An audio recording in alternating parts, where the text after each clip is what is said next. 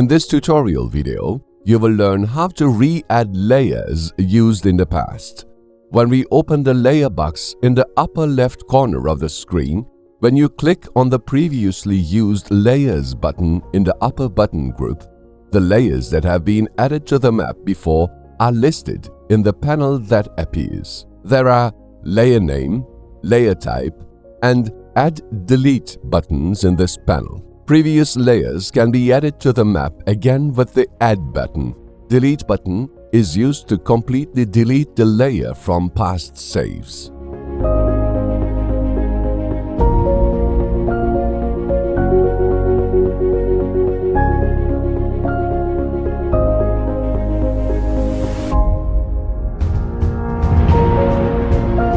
Thank you for watching us.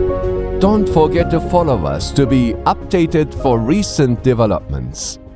You may continue to next tutorial video.